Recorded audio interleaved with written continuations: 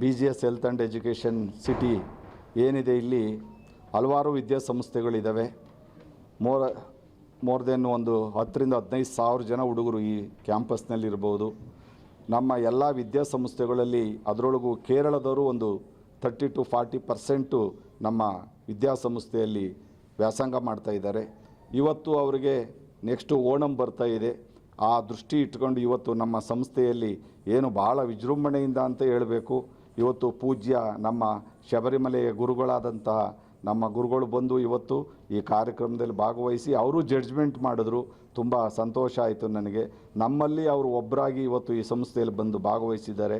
ಈ ಸಂಸ್ಥೆಯಲ್ಲಿ ನಡೆದಿರ್ತಕ್ಕಂಥ ಕಾರ್ಯಕ್ರಮಗಳು ನೋಡದೆ ಇವಾಗ ವಸುದೇವ ಕುಟುಂಬಕಂ ಅಂತ ಹೇಳ್ಬೋದು. ಯಾಕೆಂದರೆ ಎಲ್ಲ ರಾಜ್ಯದವರು ಇದ್ದಾರೆ, ಕೇರಳ ಒಂದೇ ಅಲ್ಲ, ಆದರೆ ಜಾಸ್ತಿ ಜನ ಕೇರಳದವರಿದ್ದಾರೆ.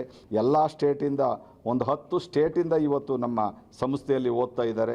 ಅವರೆಲ್ಲರಿಗೂ ಸಹ ನಾನು ಧನ್ಯವಾದನ ಅರ್ಪಿಸ್ತೀನಿ. ಯಾಕೆಂದರೆ ವಿದ್ಯಾ ದದಾತಿ ವಿನಯಂ ವಿನಯಾಧ್ಯಾತಿ ಪಾತ್ರತ್ವಂ ಧನ ಮಾಪ್ನೋತಿ ಧನ ಧರ್ಮ ತತಸ್ಸುಖಂ. ಏನು ವಿದ್ಯೆ ಕೊಟ್ಟರೆ ಅವರಿಗೆ ಒಳ್ಳೆ ಫ್ಯೂಚರ್ ಇರುತ್ತೆ.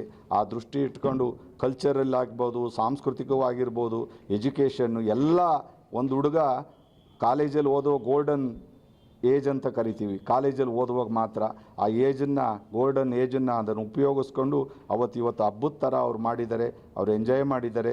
ಈ ಸಂಸ್ಥೆ ಇನ್ನೂ ಬೆಳಿಬೇಕು. ಈ ಬೆಳೀತಾ ಇರತಕ್ಕಂಥ ಸಂಸ್ಥೆಗೆ ಎಲ್ಲರ ಪ್ರೀತಿ ವಿಶ್ವಾಸ ಇರಲಿ ಅಂತೇಳಿ ನಾನು 2 ಮಾತು ಮುಗಿಸ್ತೀನಿ.